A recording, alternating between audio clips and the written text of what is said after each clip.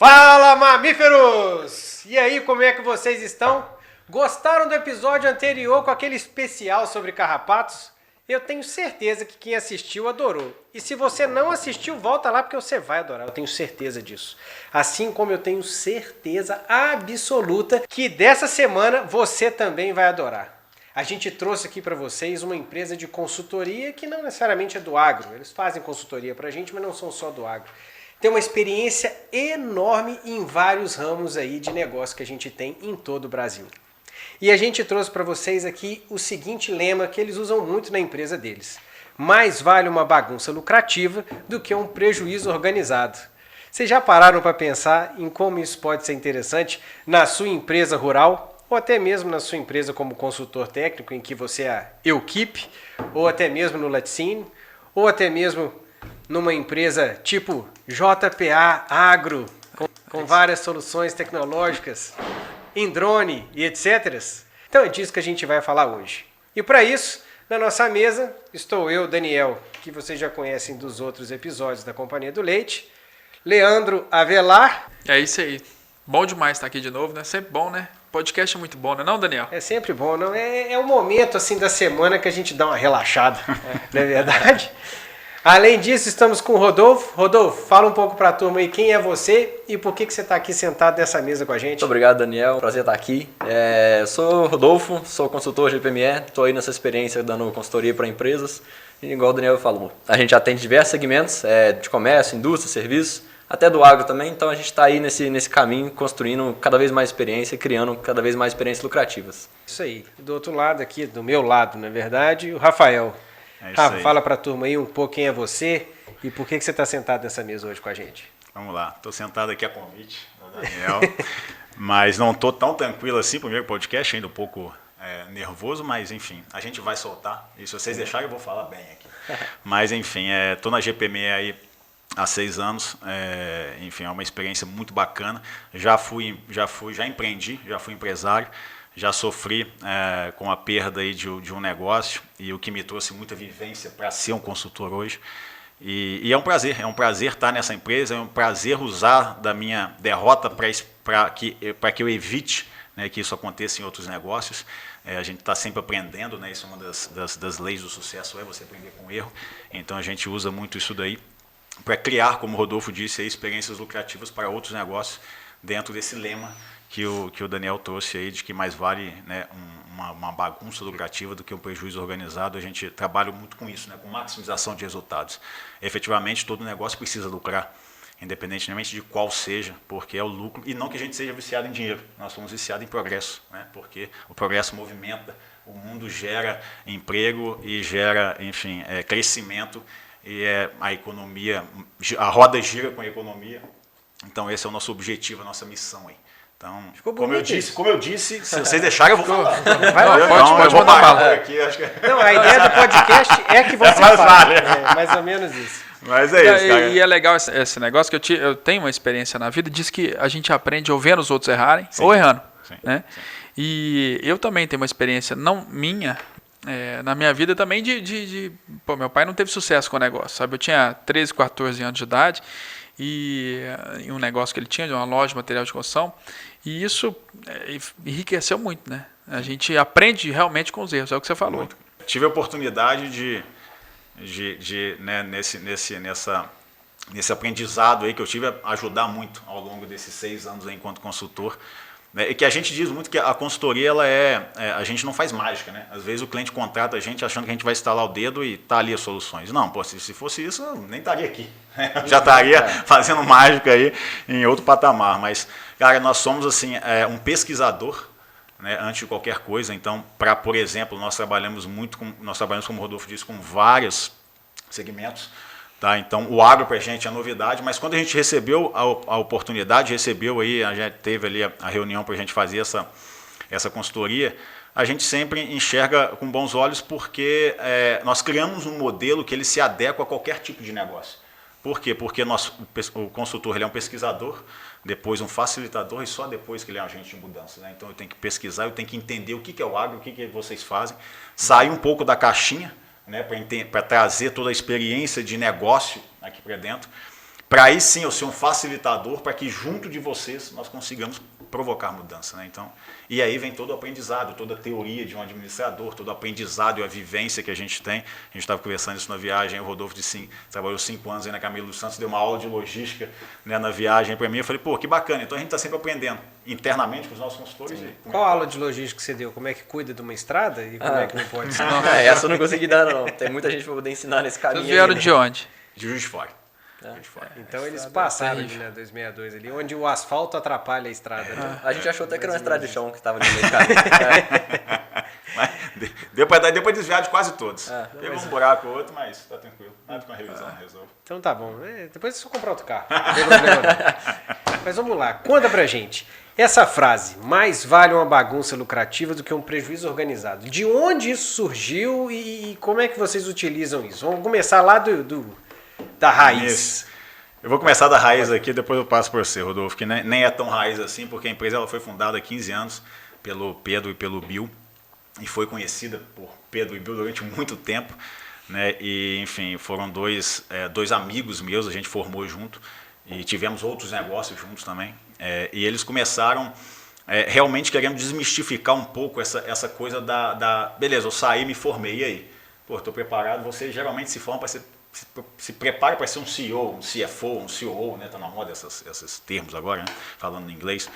Mas eles queriam entender o seguinte, beleza, mas como é que eu faço para uma empresa de pequeno e médio porte, né? Gerar e conseguir ali se suportar e conseguir gerar resultado para que ela se permaneça no mercado, até porque grande parte das empresas são de pequeno e médio porte.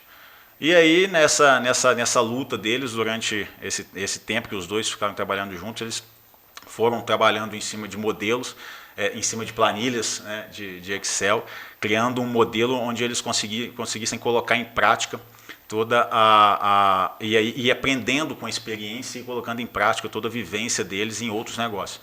Então, eu entrei no negócio aí há 6 anos e o nosso lema ele vem muito disso, de a gente foca em maximização de resultados. Efetivamente o que a gente faz é seu negócio gerar mais lucro, né? E não gerar lucro, mas gerar mais lucro.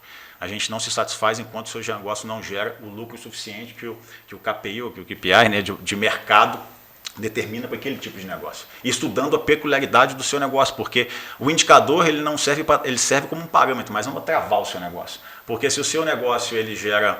Se o indicador de mercado diz que o seu negócio gera 30% de margem operacional e você consegue performar com 35%, 40%, vamos buscar o 35%, 40%. Então a GPM ela trabalha muito nisso. A gente trabalha dentro de uma metodologia própria, que é a matriz Poly, que é um método Poly, onde a gente estuda 4 matrizes, que a gente vai passando por elas aqui depois com mais calma, mas onde a gente estuda o seu produto, a viabilidade econômica, técnica do seu produto no mercado, a desejabilidade do seu produto no mercado, depois a gente estuda a sua operação, para que a gente consiga gerar o maior lucro operacional possível dentro de uma estrutura de KPIs bem definidas, para que depois eu consiga gerar fluxo de caixa livre e aí eu entender o que eu vou fazer com esse fluxo de caixa livre. Aí vem a expansão. O maior erro de vários negócios é querer expandir antes de dar certo. Expandir um modelo quebrado só vai fazer você ter mais prejuízo. Então você tem que acertar vai replicar um modelo ruim. Você tem que acertar primeiro o modelo para depois expandir. Então a gente tem quase uma ordem a seguir na metodologia. Então, assim, daí a bagunça lucrativa é que a gente tem que pensar em ser mais eficiente para poder investir nossa energia, investir nosso dinheiro naquilo que realmente vai trazer um melhor resultado. Então, por exemplo, uma empresa que está pensando em investir em um software para controlar estoque. Aí você vai perguntar para ele, mas tem problema de estoque? Ele falou, não, eu só quero investir para poder ter o meu valor de estoque. Ele falou, então investe o dinheiro em outro lugar. Você não tem problema de estoque, por que você quer controlar o estoque agora? Isso é ser uma bagunça lucrativa. Nesse caso, é melhor ele não saber exatamente quanto ele tem de estoque, mas sabendo que o estoque está controlado. Se o estoque for um problema, aí sim é necessário investir no software para controlar o estoque. Eu tenho uma regra ali na Companhia do Leite ali com a minha equipe, que é o seguinte: se a justificativa para tomar uma determinada decisão ou calcular determinado KPI ou qualquer coisa do tipo, se a resposta para aquilo é porque é bom, quer dizer que você não tem que fazer. Então, por exemplo, por que você vai pegar, por exemplo, o estoque de ração ou estoque de qualquer empresa e tal? Por que eu vou controlar isso aí? Não, porque é bom saber, né? Sim. Se é bom saber, é preferível você não mexer, não. Tem que ter alguém, não, eu vou controlar a ração que meu gato está comendo para ver se o funcionário está colocando mais ou menos do que deveria colocar, ou em adubo, acontece muito isso, né? De você colocar mais adubo ou menos adubo do que precisa na Isso, terra. isso é um valor enorme que você economiza de adubo. Você colocar o número certo de adubo, a quantidade certa de adubo na área certa. Então é uma coisa absurda. Sim, Mas eu queria só pegar um gancho para explicar um pouco. Eu acho que para os ouvintes seria bacana explicar um pouco do que é KPI, do que é KPI ou KPI, né? Sim. Que a gente está falando aqui, às vezes passa isso e não... Vem do inglês, né? Key Performance Indicator, que é um indicador-chave de performance, por bom português, né? E é um indicador que vai nortear o seu negócio e a performance do seu negócio, né? Geralmente, um indicador é um termo puro e simples. Por exemplo, margem operacional é um indicador. KPI geralmente é a mistura de dois indicadores, ticket médio, quer dizer, venda sobre quantidade de pessoas. Então, o KPI geralmente trabalha com uma mistura de indicadores.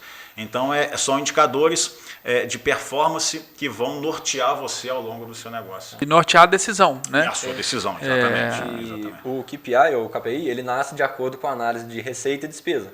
Então você vai pegar quanto você teve de receita, trazendo para o agro, quanto que um produtor teve de receita, quanto que ele vendeu de leite no mês, e vai entender os custos. Então quanto que eu tive de custo de ração, quanto que eu tive de custo de investimento em maquinário, quanto que eu tive de custo de compra de animais. Então eu vou entender, para ração eu tinha que ter um KPI certo chutando aqui, depois tem que fazer uma pesquisa de mercado, mas 30% tem que gastar com custo de alimentação. Então 30% do meu custo do leite tem que ser de alimentação, para eu poder chegar numa receita que me dê uma margem esperada.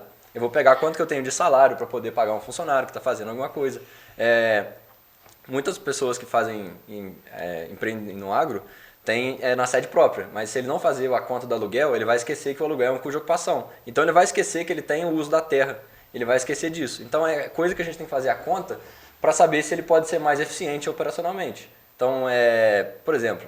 Dá um exemplo pra gente. Dá um exemplo. A turma gosta de exemplo. Vai lá. Então, por exemplo, ele tem a terra, só que ele está precisando de um dinheiro para ser mais líquido. Ele está precisando de liquidez, está precisando de dinheiro. Ele pode, de alguma forma, fazer uma negociação e vender a terra e alugar. Ele vai ter o dinheiro no bolso, que ele pode colocar o dinheiro no bolso e pensar em outra coisa. Talvez ele compre animais com dinheiro para ter mais animais e alugar a terra. Então, nesse caso, ele teria mais animais para poder gerar mais e tendo aluguel na terra. Isso aí seria uma mudança de estrutura dele, que agora ele teria um custo de ocupação para poder ter aluguel da terra, mas teria mais dinheiro para ter mais animais, que é o que efetivamente dá mais dinheiro para ele. Então, nesse caso, ele fez uma escolha para poder gerar mais receita, mas tendo uma estrutura de custo um pouco mais pesada. E o KPI, de forma geral, ele te ajuda a enxergar, né? E é um indicador que você tem, o cara, normalmente, a empresa fica com aquelas telas lá, olhando aquilo lá para você entender. E levando para a fazenda do cara, o cara tem lá o custo, normalmente, que ele tem que ter isso no KPI dele. A receita, a perspectiva de receita, basicamente esses dois. Depois ele vai colocando alguns outros dados, né? Algumas outras situações, vai criando algumas coisas que são importantes para ele. Por exemplo, o número de comida por vaca, ou quanto que ele gasta. Eu quero saber quanto que eu gasto com esse insumo, para ver talvez a hora certa de comprar e tal. Então ele vai modelando da melhor maneira para ele, né? Sim, e o que eu acho bacana dos KPIs é que eu acho assim, até para simplificar um pouco mais do que a gente está falando aqui, é assim, quais são os indicadores-chave, que isso nada mais é do que a tradução que está lá, mas os indicadores-chaves do seu negócio, né? Aqueles que realmente vão falar assim, olha, se eu souber isso aqui, eu tenho basicamente todo o resultado macro daquilo que eu tenho. Exatamente. Não é isso? Então, assim, no leite, por exemplo, usar isso aí serve para o corte da mesma forma também, porque em termos de estrutura de custo não muda muito. Gastos com alimentação em cima de receita total. A gente, toda fazenda nossa sabe disso. Por quê? Porque a alimentação, na melhor das hipóteses, é metade do custo. Então, assim, na melhor das hipóteses. Então, você já tem o KPI de alimentação. Exato. E você pode pôr o KPI em percentual. Sim, também. pode ser uma análise Então, vertical, você né? fazer uma análise em percentual. Pô, tá acima de 50%, aí você já acende uma luz vermelha no cara, eu estou gastando mais do que a média. Então, eu tenho que ir para a média. Então, esses dados, eu acho que os KPIs, eles ajudam muito. E levando muito para a fazenda do cara. Nós estamos falando de fazenda, né? Sim. Que é importante isso, né? E assim, e vale a mesma regra que eu estava falando antes para KPI. Se você calcular um indicador e a resposta para ele é porque é bom, ele não é um KPI. A ideia é exatamente essa, né? Ele tem que ser um indicador-chave, porque senão você se vicia em calcular, né, vários indicadores que não vão te levar a lugar nenhum. Então, aí entra um pouco do prejuízo organizado. Você vai ter ali vários que a gente vê muito. A gente chega na empresa, ele tem um DRE perfeito, um DRE, assim, perfeito, eu diria assim, até extremamente robusto, com vários indicadores, planilhas gigantescas, e eu pergunto assim, qual é o seu resultado operacional? Ele fala, oi, não, peraí, cara. Você sabe a receita, fluxo de caixa certinho, mas não sabe. Não sabe, por quê? Porque você tem um excesso de informação que não vai te levar a nada. Então eu gosto muito de usar o seguinte, né? Isso utiliza-se muito até para justificar a necessidade do ser humano num mundo de cada vez mais inteligência artificial. Mas, cara, o dado, ele tem que te levar a alguma informação. A informação, ela tem que te levar a um conhecimento, e o conhecimento tem que gerar insights. É tomada de decisão, né? Então, se você começa a fazer uma pirâmide muito robusta, inchar muito a base dela, você se perde. Então, a gente gosta muito de simplificar o processo para que isso facilite a sua tomada de decisão. Então, não tem por que você ter DRS, a gente gosta de usar muito DRG, que é um demonstrativo de resultado gerencial, porque a gente trabalha com um mix ali de fluxo de caixa e competência para que você tenha o cenário real do seu negócio. É o que acontece hoje, o custo de produção pecuário, ele é muito feito nesse sentido, né? DRE, para quem não está acostumado, vai levar em consideração quando que aquele custo ou aquela receita, aonde que ela confere, né? Exatamente. A qual ela compete. Exatamente. Então, por exemplo, vamos supor você que comprou ração. Você comprou ração para 2 meses. Só que você pagou no mês só. Exatamente. Quando você vai fazer a análise via DRE, você vai botar metade no primeiro mês, metade no segundo mês.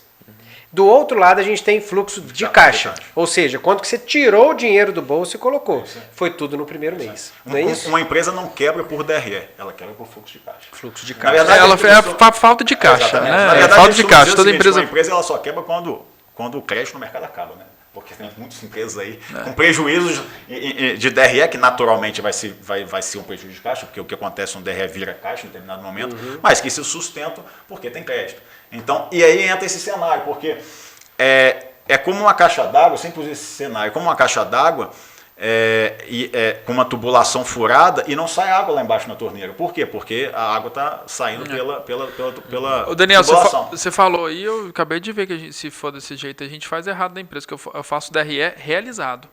Ou seja, se eu paguei à vista antecipado um produto agora, vamos pôr em dezembro, ele vai entrar todo em dezembro.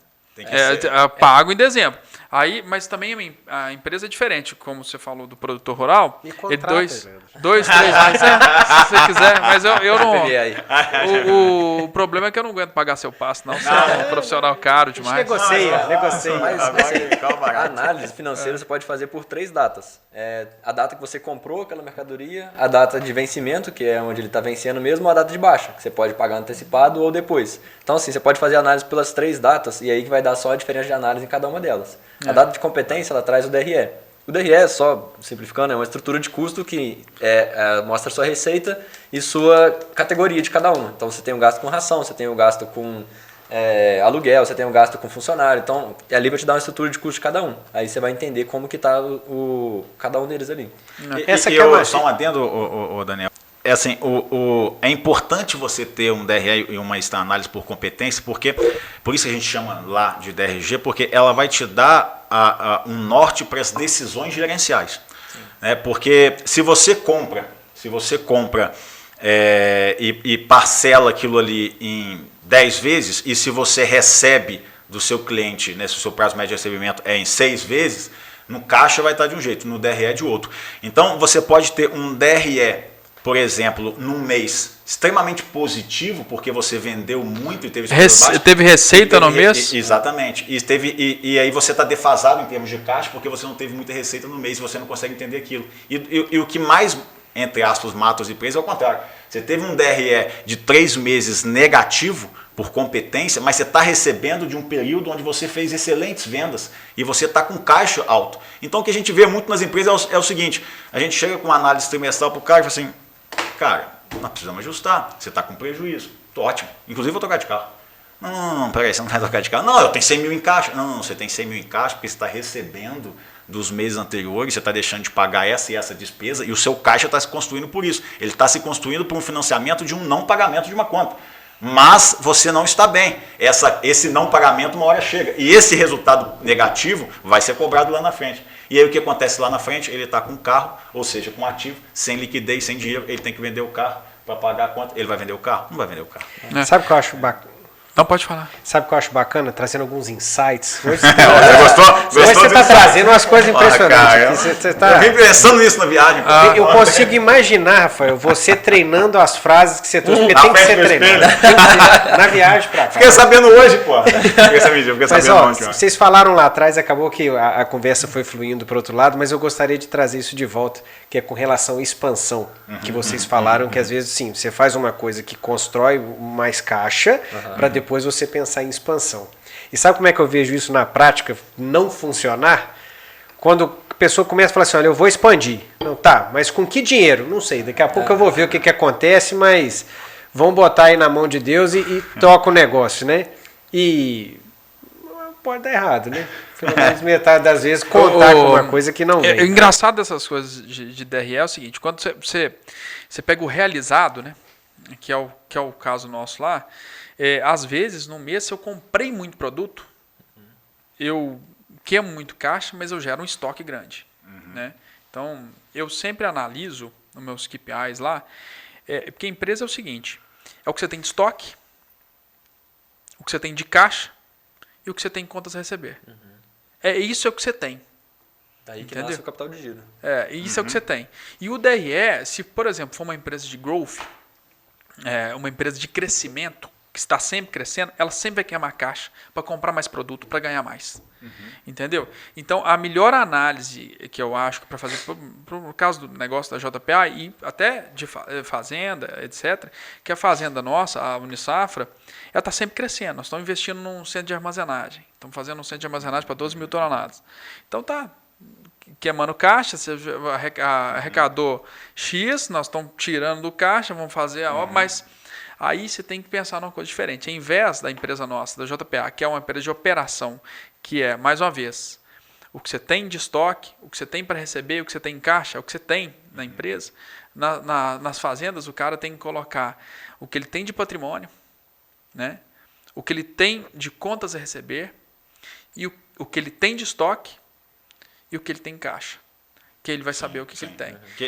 Exatamente. Que é o capital de giro, efetivamente, para pagar a necessidade do capital de giro.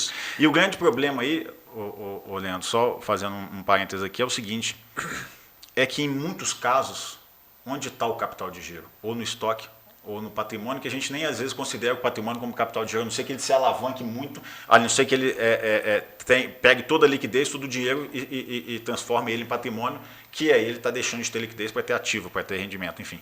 Mas o grande problema é esse. Porque outro dia eu ouvi de uma cliente, falou assim, não, mas o meu avô sempre me disse que ter estoque é bom. Falei, lá naquela época, né?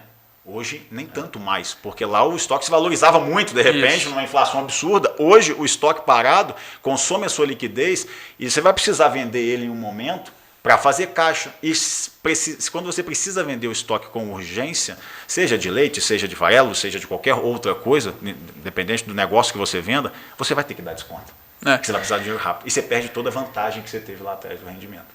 Com certeza. E o engraçado é o seguinte, cada negócio ele tem as regras gerais, né? As regras gerais. Mas cada negócio tem de um jeito, sim. Né? Cada negócio é de um jeito, tem que ser analisado individualmente. Nesse caso do fazendeiro, estoque, normalmente, em qualquer negócio, desvaloriza. Sim. Mas do cara da fazenda, às vezes ele comprou um estoque, estocou muito num momento em que estava safra. Sim, safra. Entendeu? Aí ele estocou, tem ali, fez uma queima de caixa grande, ou às vezes até pegou um financiamento ou alguma coisa, queimou, mas daqui a 2, 3 meses... Exatamente, ele vai conseguir recuperar. Exatamente. Ele tem que ter liquidez para sustentar isso. Exatamente. Vai ficar um ter estoque não é necessariamente ruim. Ele só tem que ter um estoque na época certa e ter um estoque que ele consiga suportar. Por que disso que a gente fala que liquidez é sempre uma balança? Você tem que optar entre liquidez e rentabilidade. Porque uma coisa que é rentável, ela não é líquida. Por exemplo, você pode comprar mês a mês a sua quantidade de farelo que você precisa comprar, você vai estar comprando um valor mais alto, ou você pode comprar 2 carretas fechadas que vão te entregar de uma vez, você vai negociar um desconto. Mas você precisa conseguir pagar tudo de uma vez e conseguir armazenar. Então assim, se você conseguir ser rentável esse ponto, beleza, é uma escolha. Por isso que a gente tem que ter essa análise toda para saber se você consegue ter esse capital de giro para poder ficar com ele segurado em estoque. A grande questão é essa, é você ter a liquidez para manter a rentabilidade. É a velha questão do alugar ou comprar. Sim. Né? Então é mais ou menos o que a gente estava discutindo antes do podcast aqui, é mais ou menos isso daí. Né? Você tem que pensar em comprar quando você tem liquidez suficiente para não local, ou quando você consegue, nesse exemplo que o Rodolfo disse, ok, vou comprar 2 carretas porque eu vou conseguir um preço melhor e tem a informação de que o farelo vai subir, ótimo, você tem dinheiro para fazer isso? Não, então você vai sacrificar toda a sua operação, porque você vai comprar 2 carretas para 2 meses de alimentação do seu animal e aí você não vai conseguir pagar a sua folha nos outros 2 meses, por quê? Porque você não tem liquidez para aquilo ali. Não, mas eu consigo vender esse laje que eu estou fazendo, mas peraí, você precisa vender para ter o dinheiro. Liquidez é dinheiro em caixa. Você tem que vender para ter o dinheiro, às vezes nem ter o dinheiro, para ver qual que é o prazo que você vai pagar, vai comprar, receber para poder fazer a coisa funcionar. Né? E eu gostei muito do título, porque tudo que a gente falou até agora, de KPI, né? O cara às vezes tem tudo isso. Ele tem tudo isso. Ele é um Titanic, tá lá tudo no computadorzinho lá.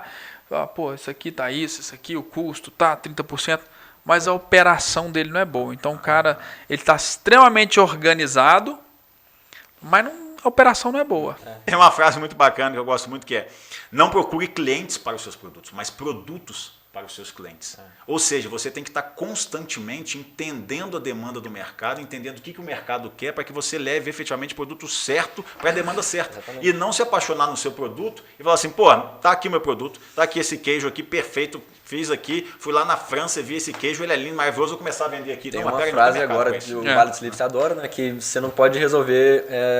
Você não pode resolver o seu problema, você tem que achar um problema para poder resolver. E não se apaixonar pelo seu produto que está resolvendo o problema. Se apaixone pelo problema.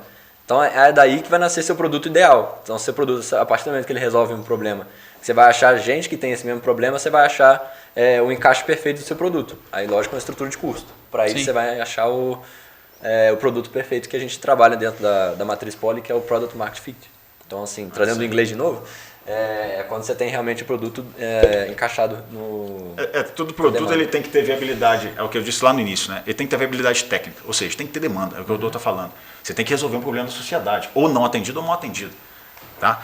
Todo produto ele tem que ter desejabilidade, porque o preço depende de valor, não depende de custo. Então você tem que ter desejo. Claro que nós temos, principalmente no nosso mercado aqui, algumas variáveis que, beleza, eu estou dependendo ali no leite, às vezes, de uma tabela de preço que eu não vou... Mas se eu começar, mas eu posso ter alguns produtos que eu consiga ter um laticínio interno, beleza, mas você tem que estudar se você consegue implementar isso. Então tem que analisar isso. Então todo produto tem que ter demanda, desejabilidade e viabilidade econômica. Ou seja, o seu preço ele tem que ser acima do custo. Não é o custo que dita o seu preço. Mas se você não tiver um preço acima do custo, você não tem margem. Mas eu posso fazer uma promoção. Beleza, você pode fazer uma promoção, problema nenhum. Mas você tem que ter um preço acima do custo. Quando você tem essas interseções todas, você provoca o que o Rodolfo disse, né, o PMF, o Product Market Fit. E aí você vai conseguir comunicar esse produto com o mercado. Tá? Então você está falando comigo então que no final das contas a gente tem que fazer um produto para o cliente.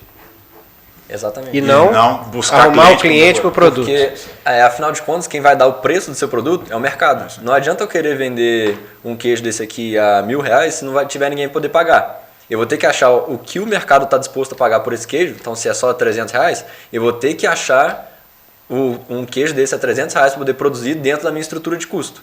Porque o preço não sou eu que coloco.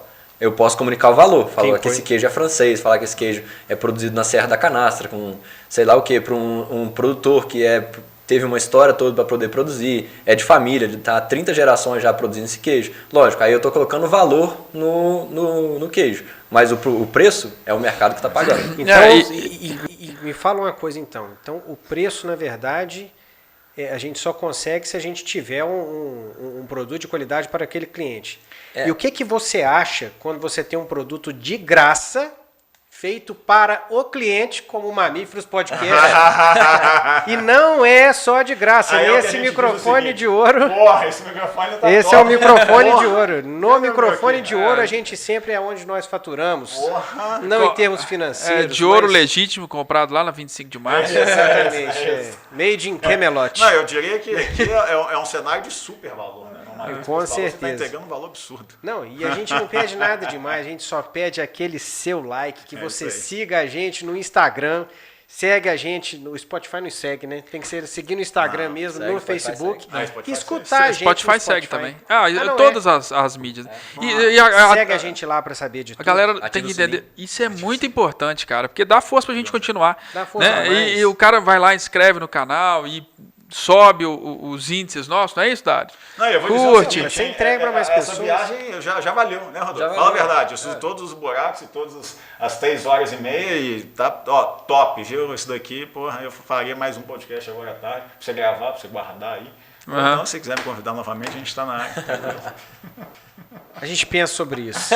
E você ainda nem foi encantado pela comida da Verinha. Pois é, Você vai ainda ver o tem a que comida vai da Verinha. acontecer. Depois desse é mais 2 podcasts. Então. Com certeza. Então, gente, segue o canal do Mamíferos Podcast, mais a página da GPME lá no Instagram, JP Agro e Companhia do Leite. E, por favor, se você tem alguém que não sabe direito como gerir empresa, não sabe o que é uma DRE, um KPI, coisas desse tipo, que são a base do gerenciamento de qualquer empresa, seja ela qual for, sabe aí que a gente está fazendo esse podcast para vocês e o contato vai estar embaixo se você quiser chamar a turma. Beleza?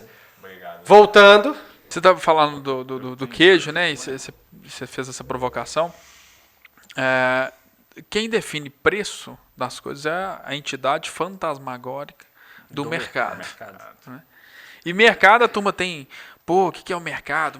Cara, o mercado é eu, você, todo mundo. É a sociedade em conjunto consumindo. Isso é mercado.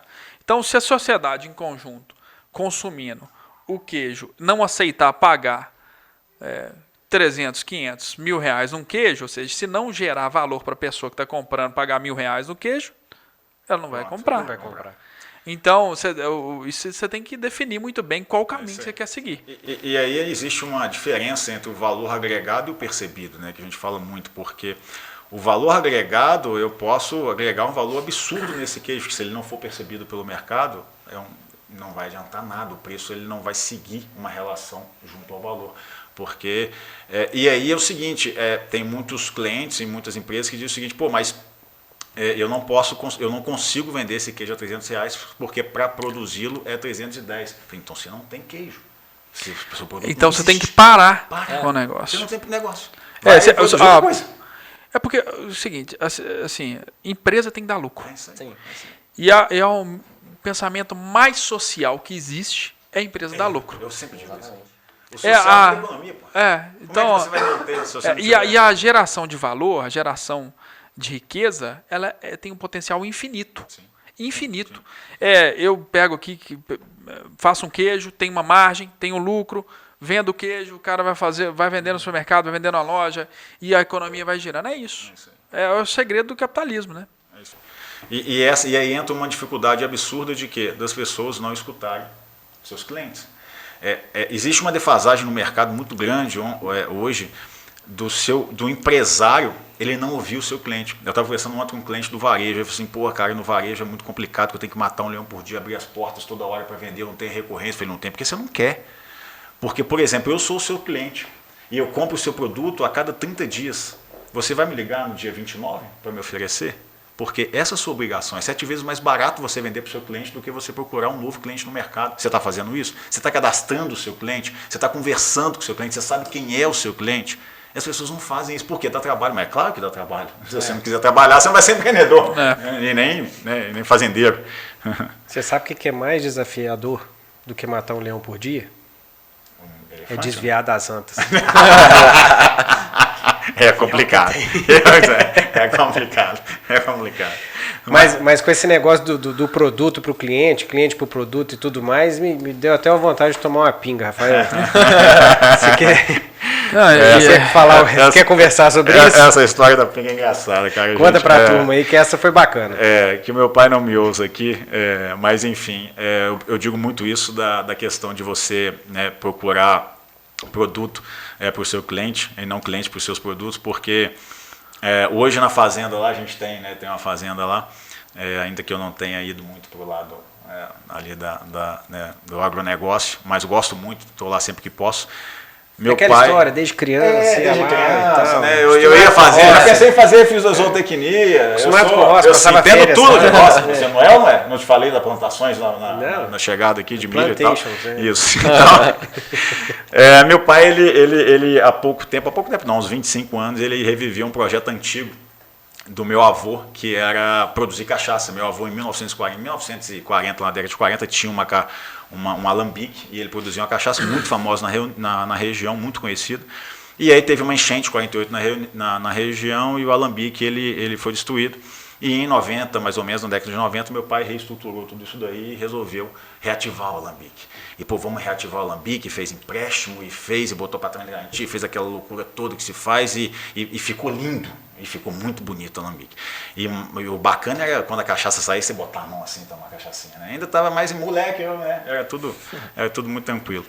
Mas, enfim, o fato o mercado de 1948 é muito diferente do mercado de 90. Eu tinha gerações diferentes, eu tinha ali uma geração talvez ali, né, dos baby boomers ali, não sei se era essa geração, mas uma geração aqui, uma geração mais Y, né, e uma geração que se preza muito mais pela experiência do que pelo produto efetivamente. Então não adianta ele ter só um produto aqui, ele tinha que ter algo a mais para oferecer.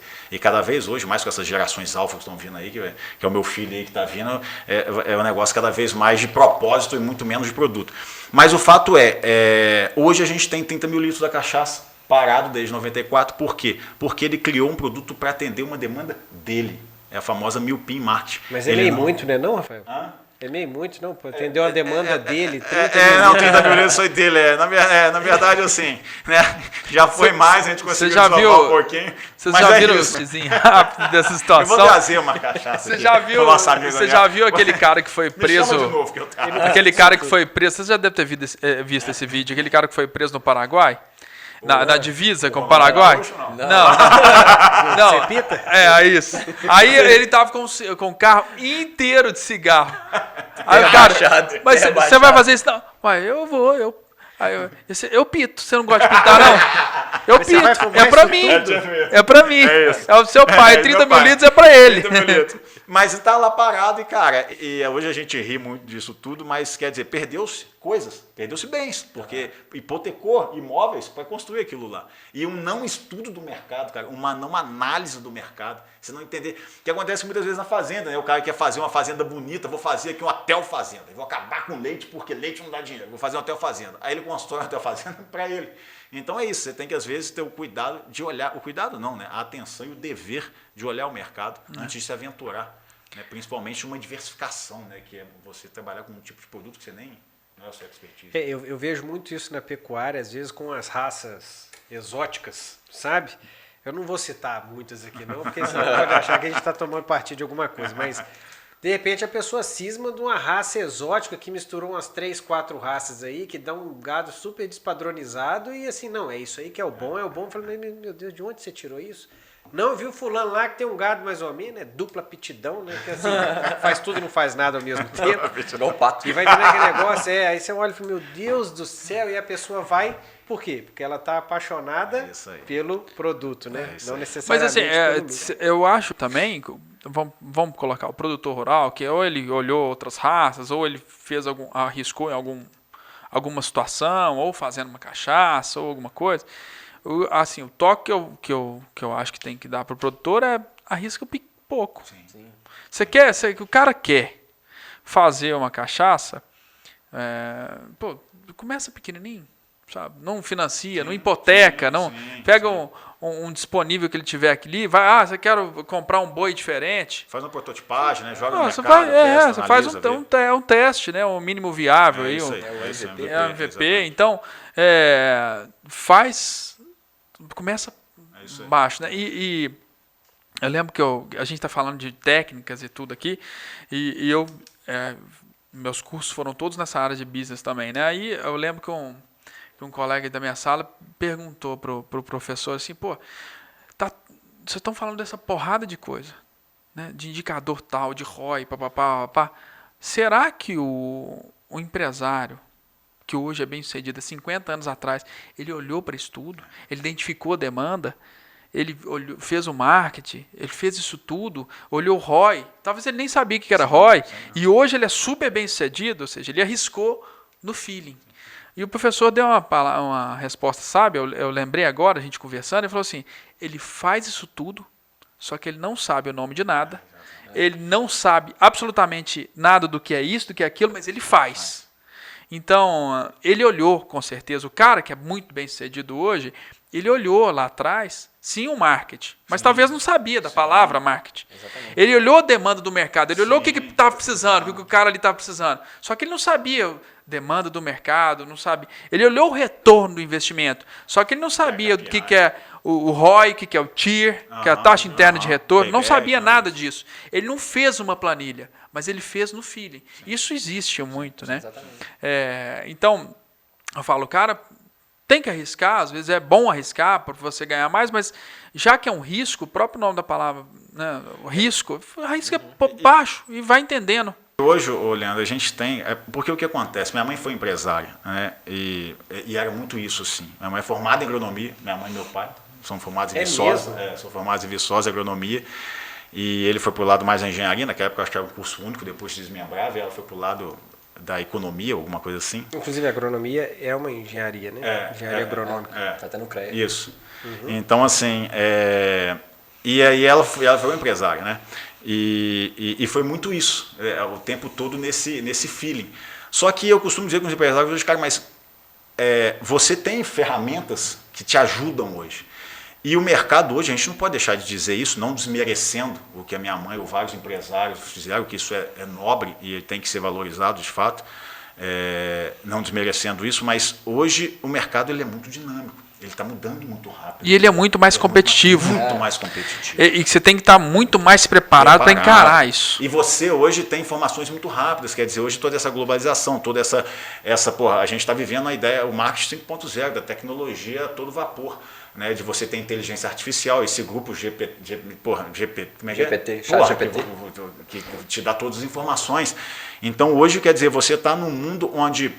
eu estava vendo outro dia uma geladeira nos Estados Unidos que ela observa, ela faz uma leitura facial de você, identifica o seu momento emocional ali, pelas expressões, e ela vai te sugerir uma bebida de acordo com isso. E quando você fecha a geladeira, ela sabe o que você pegou e vai te sugerir um produto na geladeira do lado que tem. Se você pegou uma Coca-Cola, vai te sugerir uma coisa. Se você pegou uma cerveja, vai te sugerir um petisco. Então, quer dizer... Nossa, algoritmo... o algoritmo está absurdo. E o mais interessante é que esses algoritmos, eles nos ajudam a ser mais humanos.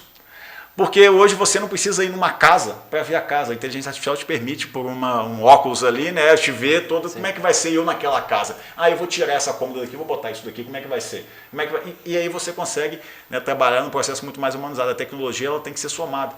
Mas é um mercado muito mais competitivo. Cara. Infinitamente mais competitivo. E você precisa estar muito mais preparado. O que essas pessoas... né, na época da sala, eu estudava aqui na UFLA. Eu vou até citar o nome da empresa. O exemplo foi do Expresso 100%. Será que o seu Guinaldo, que é dono do Expresso 100%, que é uma pessoa fantástica, ele já deve ter uns 85, 80, 90 anos de idade, mais ou menos. E será que ele olhou isso tudo? Não olhou. Né? Ele foi no feeling. Mas hoje, para você começar uma transportadora, né, sem conhecer mais esses indicadores, você vai passar muita dificuldade. Mas ele foi resolvendo o problema de muita gente no caminho. Esse foi o caminho certo. Ele foi vendo que o problema que ele estava resolvendo era de mais gente, ele foi buscando mais gente, ele viu que se ele precisasse de mais gente comercial para poder atender. E hoje, para ele se manter no topo, eles têm 1.500 carretas, né? São das maiores transportadoras do país. Para ele se manter no topo, ele precisa desses dados todos. E tem empresas lá, enfim, eles são muito organizados nessa situação. Então, é isso. É aquela coisa que eu falei no último. É muito difícil crescer e é muito difícil você manter no topo por muito tempo. E é muito mais difícil, exatamente. Então, o seu Guinaldo se manteve no topo muito tempo porque ele investiu muito nessas inovações, etc. E Né? tem uma curva que eu gosto muito de citar, que é um ciclo de criação de um produto, ou de uma empresa, ou de qualquer negócio. Você tem o crescimento, né, a introdução, o crescimento, a maturação e declínio. É o que a gente aprende na faculdade. Sim. E eu costumo dizer o seguinte, olha, toda empresa e todo produto sabe que um dia ele vai acabar. A Coca-Cola sabe que a Coca-Cola vai acabar. Ela sabe disso. E ela está se preparando para isso. Pode demorar de 100 anos ou 1000, mas vai acabar. Né? A Ambev sabia que as cervejas artesanais iam tomar o mercado, e ela está se preparando para isso. Ela está vendo a Heineken tomando o mercado e por aí vai. Então, num ciclo de criação perfeito, ao invés de você esperar o mercado acabar com se desestabilizar, você precisa, mais uma vez, entender o mercado, entender a demanda, entender o seu cliente, para que, ao invés de declinar, você consiga iniciar um novo ciclo de introdução, crescimento, maturação, introdução, crescimento. Então, o ciclo ele é assim, né? Ele não é assim. Né? Então, você cresce, vou iniciar um novo produto e vou crescendo em escalas. Então, esse é o grande desafio hoje, né, do empresário. E quando a gente, pegando até um gancho, né, você falou de expansão e tudo mais, o grande problema, cara, é que a expansão, a gente usa muito uma matriz chamada Ansoff para falar sobre expansão. Você pode expandir ou por mercado ou por produto. Ou você diversifica, ou você expande por mercado, por demanda ou por produto, por novos negócios, novos produtos.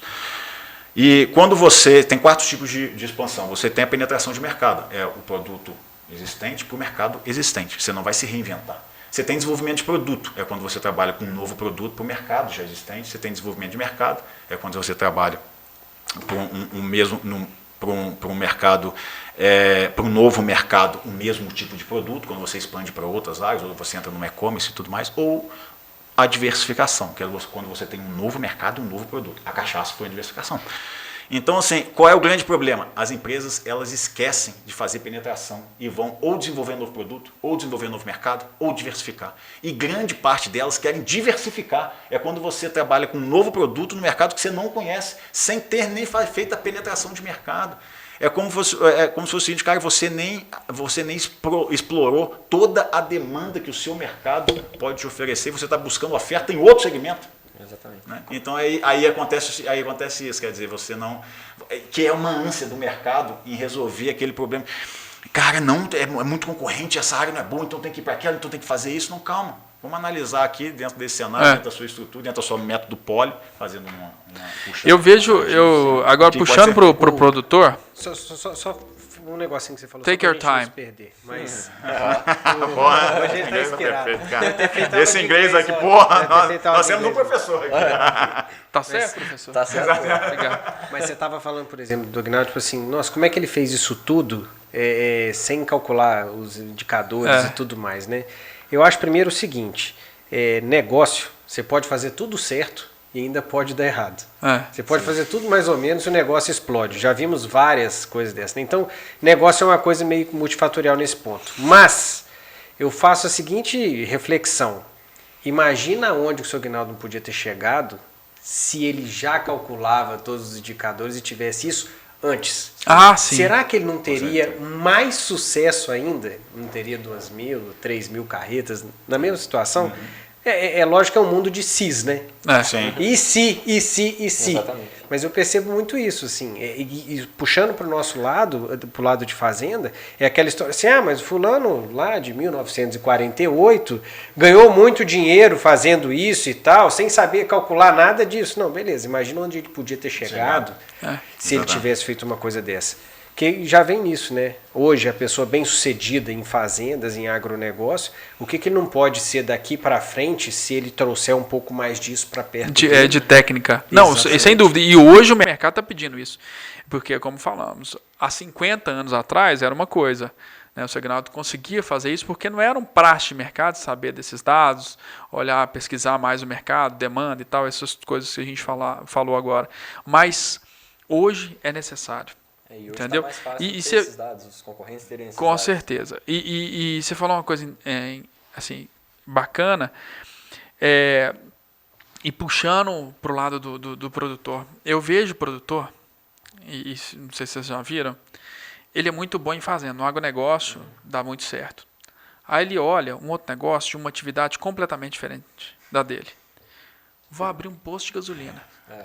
Ah, eu vi aqui, porque ele tem dinheiro sobrando na operação dele, e a mulher falou que tem uma loja de roupa que é interessante, e vou investir numa loja de roupa. Aposentadoria, né? Não tem absolutamente nada a ver com o negócio dele. Então, o toque do que a gente fez no grupo nosso, cria uma tese. Exatamente. E vai em cima dessa tese. A tese na JPA, no grupo nosso, nós temos a Unisafra, que é produção agrícola, que é ligada ao agro. Nós temos a JPA Agro, que é o marketplace do agro. Nós estamos criando agora a JPA Bank, que nós já fazemos as operações, que vai viabilizar a operação dentro do marketplace. Ou seja, o cara vai comprar uma máquina lá, a gente vai fazer o financiamento para ele, vai fazer parceria com a Embaré, a gente já tem os clientes, já tem tudo. Né? Então, agro na primeira etapa, produção agrícola, agro na segunda etapa, que é a conexão, o marketplace, junto com o banco. E nós temos a GMP Pet Food, que é um pouco fora, mas é o agro com valor agregado, que é snack para cachorro. Também eu compro de quem eu vendo. Eu vendo milho para a granja e compro frango da granja para desidratar e fazer o snack desidratado para cachorro, que nós temos uma participação acionária nela. E temos a Indrone, que é pulverização via drone, que eu uso pulverização, inclusive, nas fazendas milho, nossas. Do frango que você seca. Exato. Então, assim, a minha tese para investimento... Você vai dominar todo mundo que está em Não, volta a disso, minha tese para o grupo é agro. Eu já fui chamado para fazer prédio, já fazer loteamento. Ah, vamos fazer um loteamento na Bahia, tá aqui a conta, boa. Falei, cara, não está dentro da minha tese. Então, eu vejo, isso que você falou é muito importante, porque eu vejo demais produtores grandes poxa, tem um negócio aqui que eu acho interessante, eu acho que eu vou entrar nesse negócio. Focar no negócio dele ou na tese dele seria muito melhor. Ele poderia arriscar sim. Mas arrisque alguma coisa ligada ao negócio dele, que ele vai ter já um know-how nisso aí, entendeu? Ele começa do zero, né? Então, a companhia do leite, você quer arriscar? Pô, vamos arriscar uma startup ligada ao leite para resolver um problema que a gente está vendo aqui, que já tem o cliente, já tem o know-how, ou alguma coisa nesse sentido. A sua tese é essa, é produtor de leite. Tudo que for dentro dessa tese, vale a pena arriscar. Então, isso que você falou é importante. E o pessoal fica dando tiro.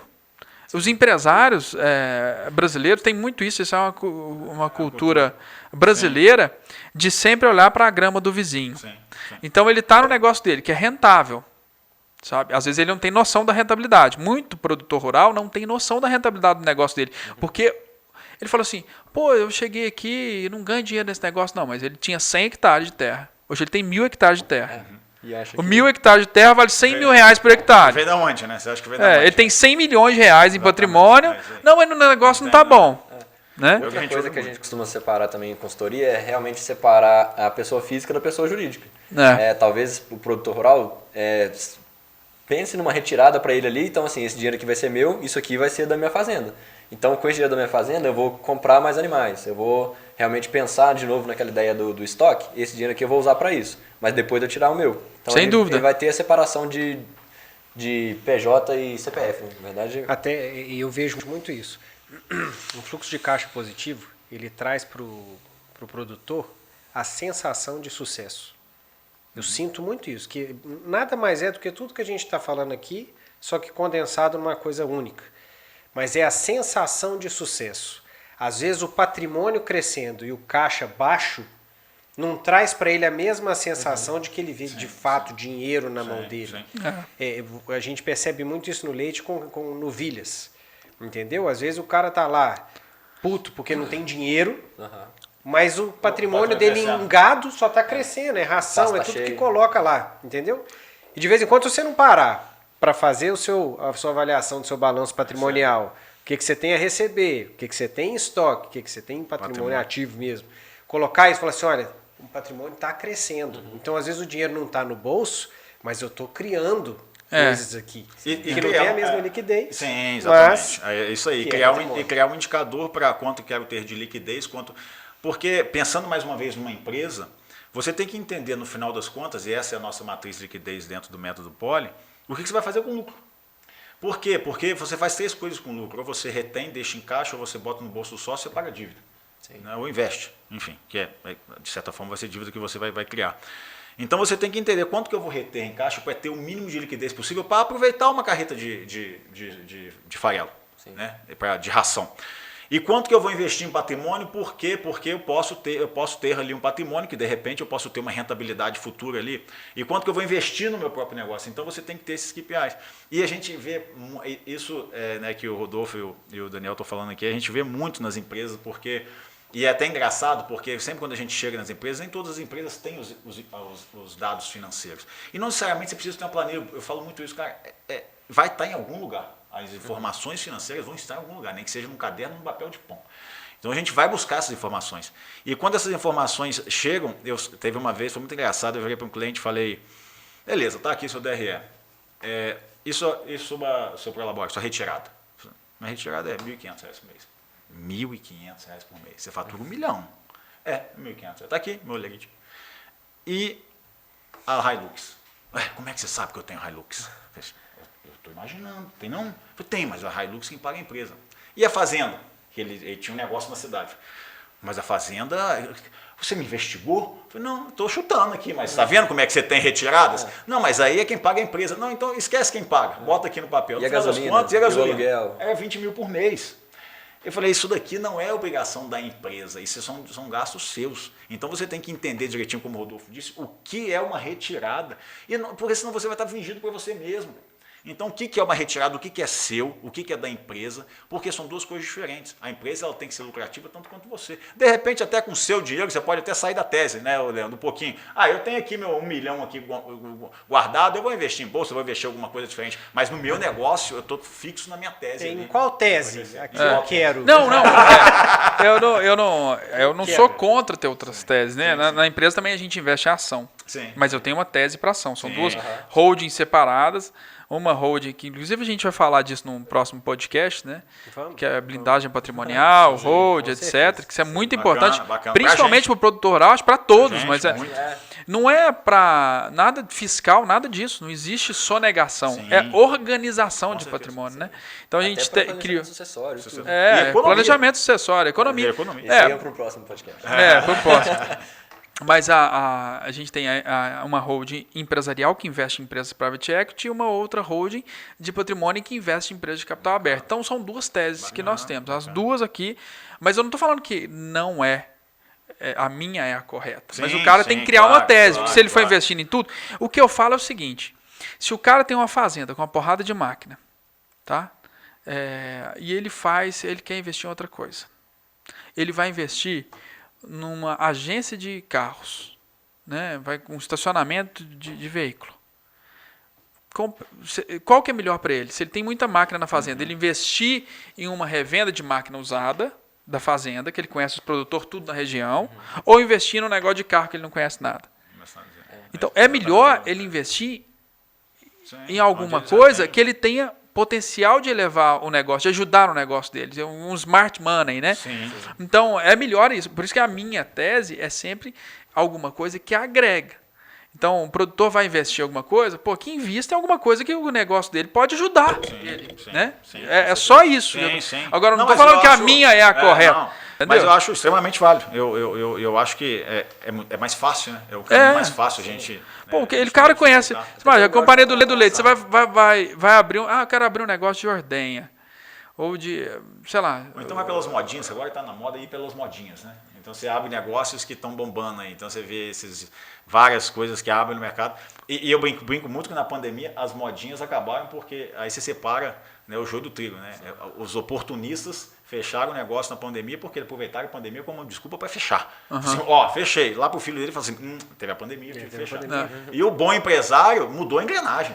Não, peraí, cara, o que eu tenho que fazer aqui para me reinventar? Meu negócio é bom, meu negócio sustenta. Nem que eu tenha que me alavancar para depois eu conseguir negociar essa dívida e quando na situação voltar ao normal eu conseguir voltar, mas beleza, o meu negócio ele é bom, ele é sólido, ele tem demanda, ele tem viabilidade técnica. E eu acho que até mesmo no mesmo setor você tem que tomar um cuidado. Por exemplo, esses dias eu estava na discussão com o Ronaldo, aqui da mesa. Eu já ouvi falar nesse cara. Já ouviu falar? Você já ouviu falar? Eu conheço Perdões. Tem esse aí também. Tem os dois. Eles moram juntos. Ele é bom. O Ronaldo é gente fina, mas o pai dele é melhor que ele. E aí o que acontece? Eu estava discutindo com ele uma fazenda que a gente estava arrendando e a gente falou assim, olha, vamos fazer uma outra coisa mais rentável com essa fazenda? Vamos. E a gente estava discutindo e chegamos à conclusão que a gente poderia vender mudas de capiaçu. Até pelo projeto que a gente tinha, que a gente tem, que é o projeto de originação, fazia todo sentido a gente ter a muda justamente no momento que ninguém tem a muda. Então, mais do que a rentabilidade, era para a gente ter a muda na hora que eu precisava entregar para o produtor aquilo. Aí, olha, realmente, um negócio rentável, ajuda, esse problema nosso, esse gargalo, resolve vários problemas. Aí eu olhei e falei assim, tá, mas nós somos vendedor de muda? Não. Se a gente não é vendedor de muda, vamos achar alguém que queira fazer e vender a muda, porque nós não somos vendedor de muda, o nosso negócio é outro. Então, até mesmo dentro da mesma tese, e a nossa é mais xiita ainda do que a sua, que é leite, já teve até essa discussão uma vez antes mesmo de eu participar da sociedade, de assim, mas a gente não podia ir para o corte, que é o caminho mais óbvio, né? Se você mexe com leite, você não pode ir para o corte. Aí até o Ronaldo falou assim, eu não consigo imaginar a companhia da carne. Entendeu? A gente trabalha com leite, nós somos muito bons em leite, somos os maiores e referência em leite. Então vamos crescer nessa linha. E quando você vai crescendo, vão aparecendo mais problemas. Vão Sim. aparecendo mais problemas e você não é resolvedor de todos os problemas. Você é o resolvedor de um problema, você tem que ser o melhor resolvedor daquele problema. Sim. Não precisa ser resolvedor de todos. A JPA tem a tese do agro, ela está resolvendo vários problemas, mas cada um com uma estrutura separada. São vários problemas que está sendo atendido. Com certeza. Agora a gente, Mas- o negócio nosso que é 100% nosso, é a JPA Agro, JPA Bank, né? Que é 100% nosso. Nós entramos com participação acionária. Então, o negócio já é tocado, né? Eu tenho sócios, né? Então, eu entrei como um investidor, né? Digamos assim. Então, também é uma tese, porque a gente não aguenta tocar 100% de todos os negócios que a gente entra. Então, mas é uma tese. Não tem certo e errado, é uma tese. Eu vejo, mas até para o negócio perdurar, eu acho que a gente tem que ter um pé que não comprometa o caixa em outras situações ligadas ao negócio. Porque, por exemplo, eu vejo essas empresas de tecnologia, Microsoft, Google, etc. Você vê o ecossistema da Google, de empresas, ou da Microsoft, ou da Facebook. Entendeu? Agora eu estava vendo que o Google comprou, tem um chat GPD, vocês já ouviram falar isso aí? Que a gente estava falando que é. O chat GPD, tem uma empresa que a Tesla investiu, que criou esse chat GPD. Eu acho que vai revolucionar, não sei se vocês já entraram nele. Não, já entrei, mas já vi. Então, bom, eu já entrei, vi, fim de semana eu estava lá, vi, é interessante pra caramba, é muito interessante mesmo. E tende a ficar até melhor, vou lançar uma versão nova agora, eu acho que e aí vai evoluir pra cacete. Emoção no meio do negócio. Então, Eu já perguntei perguntas de consultoria para ela já respondeu assim, como se... Não, tudo, só cara. de ação. É impressionante, é um dicionário humano. Acabou a escola agora, as escolas vão ter que se reinventar, porque o filho vai chegar lá, eu quero saber sobre a Revolução Francesa. Ou faça um texto sobre a Revolução Francesa para mim. Ela cria o texto inteirinho para você. Então, mas aí... Mas só terminar, que a Microsoft ela está investindo em outra empresa concorrente. Então, você pega um conjunto de empresas para ela perdurar, para ela não morrer, entendeu? Então, se um segmento dela, ainda mais de tecnologia, que as mudanças ocorrem muito rápido, se um negócio morrer, ela tem outros negócios. Né? Para você ter uma ideia, eu invisto em Facebook, que é a Meta. Né? A Facebook, o pessoal fala que é só Facebook, não. Facebook é Facebook, comprou Instagram. WhatsApp. Na época comprou por $1 bilhão, todo mundo achava caro pra cacete. Hoje o Instagram deve valer mais do que o Facebook. Comprou o WhatsApp. Então tudo que você está usando, você está usando o Facebook, a Meta, criando um ecossistema. Então, assim, para não morrer, porque o Facebook pode morrer, ninguém usa tanto Facebook, mas tem Instagram, tem outras plataformas. E o grande ponto, cara, olha que interessante, assim, isso do chat aí do GPD e tal, é que teve essa discussão, né? Eu estava lendo uma reportagem esse dia, estava vendo essa discussão, cara, vai acabar, a escola vai acabar e as pessoas vão ficar burras. E assim, cara, não vão. É como a calculadora, pô. Sim. A calculadora, ela te ajuda a fazer conta, mas você não é burro. Se você fala 7 vezes 8, você sabe o que é. Dá quanto? 56, tô brincando. Enfim, você sabe fazer a conta. Dando bom. Mas ela é boa e é isso. Você precisa ter aquela tecnologia, você precisa do Excel. Mas, e aí eu volto naquela pirâmide. A máquina, ela nunca vai chegar no insight, ela vai chegar no máximo no conhecimento, que é o que ela está entregando para a gente, mas no insight não. Então o ser humano ele vai ficar cada vez mais necessário e raro no sentido de necessário para uma mudança. E aí, é o que eu digo, as pessoas não ganham, as pessoas antigamente ganhavam pelo seu esforço, hoje depois elas passaram a ganhar pela sua importância. Agora elas ganham pela sua raridade, pô. E por isso que o Ronaldinho... É legal isso. E por isso que o Messi ganha o que ele ganha, porque não tem jogador igual a ele. Ele tem que ganhar, cara. Então o ser humano ele tem que começar a trabalhar para ele ser raro, para ele ter insights diferenciados. E a opinião crítica, né? Sempre vai faltar uma opinião crítica. Você vai falar lá, Revolução Francesa, tarará. Ela pega de vários livros e coloca lá, mas e a opinião crítica daquilo ali? Exatamente. Peraí, o que aquilo significou? O que aquilo pode significar para a mudança da O humanidade? que você vai fazer com Né? aquilo? O que mudou depois Os daquilo? jacobinos e os girondinos, um lado à esquerda, um lado à direita. Napoleão E o que veio daí. significou isso? Você andou fazendo esse texto? Não, eu só... Não, eu sempre Ele gostei tá disso. vendo? Ele tá vendo? Eu leio essas coisas. Vai falar que é da escola daqui a pouco. Vamos entrar Vai assim, falar não. que é da escola. Aí, isso, a opinião crítica sempre vai existir. Né? O chat GPT vai lá, levando para o agronegócio, o produtor vai lá e pergunta para ele, olha, qual a melhor ordenha para isso, isso, isso? Ele vai responder. É absurdo. Só que ele vai responder baseado em dados, internet, papapá. Só que a opinião crítica é bom para isso, para o clima tal, para isso, para aquilo.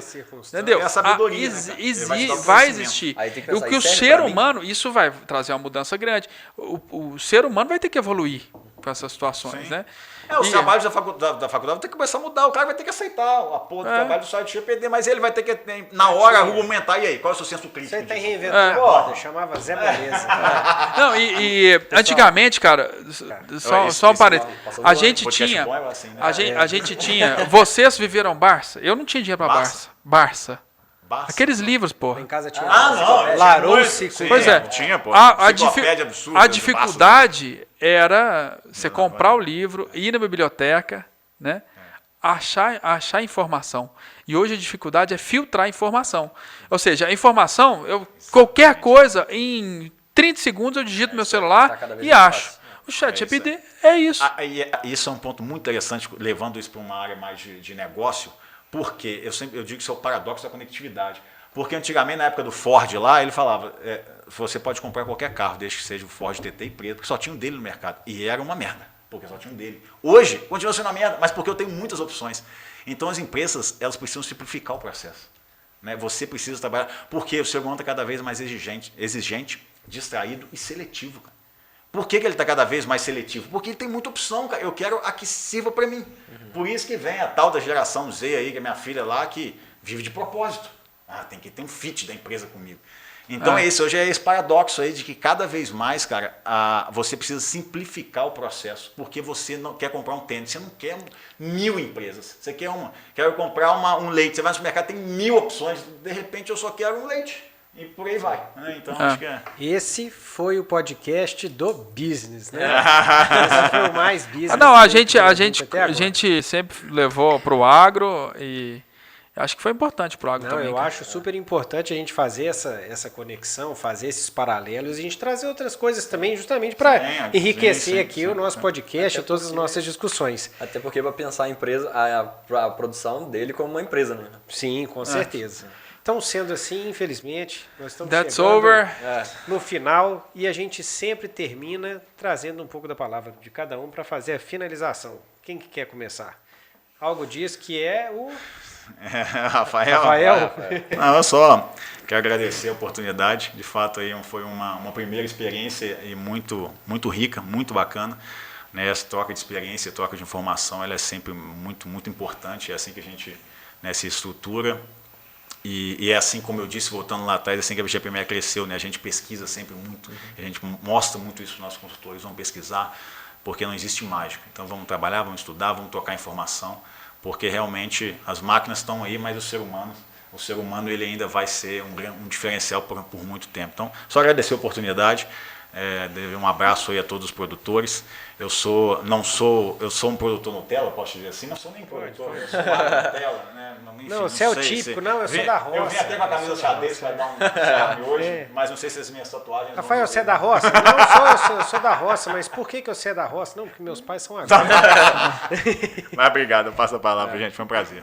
Foi um prazer estar aqui também, ser recebido como convidado. Essa troca é realmente muito engrandecedora para todo mundo. A gente sai daqui aprendendo muita coisa e tendo a oportunidade de ensinar um pouco também, produtor. Ver um pouco de uma outra visão, um pouco mais business, um pouco mais de consultoria também, e poder passar o que a gente faz no dia a dia, explicar sobre o método Poly. Realmente é um prazer estar aqui. Bom demais. Leandro? E o Daniel chamou a atenção aí que esse foi um podcast muito de business e a gente sempre tenta trazer para o agro. A gente trouxe algumas coisas para o agro, mas eu acho que a mensagem que fica é justamente o produtor, como você falou, pensar no negócio como uma empresa, e o mundo hoje, que a gente falou aqui, ele está muito mais competitivo. E as margens, principalmente do agronegócio, elas estão mais baixas, elas estão mais apertadas. Né? E a pessoa tem que entender que as margens estão baixas e ela tem que tecnificar o negócio mais e tem que enxergar mais para tomar decisões certas. Então, de tudo que a gente falou, de todos os dados que a gente falou, o produtor tem que pensar o seguinte: eu preciso de começar a entender isso, né? Porque vai me ajudar na tomada de decisão. E se ele começar a entender isso, ele tem um bom caminho pela frente, porque ele vai tomar decisões melhores. Então, basicamente é isso. Muito obrigado, Daniel, e obrigado a vocês dois aí. Muito bacana. Vocês fizeram o caminho de Juiz de Fora aqui, que eu sei que é complicado. Essa estrada está horrível. Desafiador. Desafiador. Então, inclusive, não sei se vocês sabiam, os empresários juntaram aqui lá, eu fiz a doação e vários outros empresários juntaram mais de R$200 mil para tampar os buracos. Quem vai tampar o buraco, mesmo pagando esse horror de imposto que a gente paga, é a iniciativa privada dessa estrada aí. Eu acho que daqui a pouco já está começando a tampar. Eu volto nessa Isso. época, então. Eu volto. Essa iniciativa de vocês, por exemplo, quando eu morava em Goiás, isso aí era nítido, principalmente plantador de soja, ponto. Quem plantava soja, que tinha uma fazenda em qualquer lugar, e não queria saber se a prefeitura ia fazer, não ia, todo mundo juntava e precisa da estrada, porque sem estrada não escoa a soja. Logo, eu vou fazer a estrada ao invés de esperar alguém resolver meu problema, porque eu quero vender soja. Então é a iniciativa privada tomando conta disso, né? As minhas palavras finais, eu vou tocar para o seguinte: a gente trouxe muitos temas e muitas... A gente trouxe muitos indicadores, muitas coisas do mundo, do business urbano principalmente, que eu acho que o principal, que você que não conhece, você que está no agro e não conhece, você tinha que começar a conhecer, porque afinal de contas são indicadores, são palavras, são conceitos que são utilizados em todos os negócios ao longo do mundo. Não é possível que o agro tenha que ser diferente. Então isso já foi validado com o tempo e todo mundo sabe que isso aí dá muito certo para você poder analisar, tomar decisão em cima de número, em cima de dado. Então eu acho que esse podcast foi muito mais para despertar isso nas pessoas e trazer isso o máximo possível. Quando você fala de gerações, de novidades, de Google e tudo mais, como é que isso afeta no seu negócio agro ou do outro? Porque falar que é agro, isso aí não tem nada a ver, que está desconexo, você esquece. Em drone está aí para mostrar isso, por exemplo. Então eu acho que esse é o final. E é o que movimenta esse país, né? No final das contas, então, se a gente tiver melhores resultados, certamente isso engrandece o país como um todo. A gente sempre termina fazendo um brinde e cada um falando depois as suas redes sociais para que a turma possa seguir a gente. É isso aí, galera. Saúde. Rafael, suas redes sociais? RS Alvim, é só essa, Instagram, só. E a GPME, GPME Consultoria no Instagram também. Bom demais. Rodolfo? A minha é rrodolfo.lima, é só Instagram também, tô lá, podem me seguir. Vamos lá, Leandro.avelar.jpa. É isso aí. Daniel.c do Leite. Lembre-se também de seguir Mamíferos Podcast, JPA Agro, Companhia do Leite. Você vai achar todo mundo lá no Instagram. Tá certo? Espero que vocês tenham gostado. Até a próxima.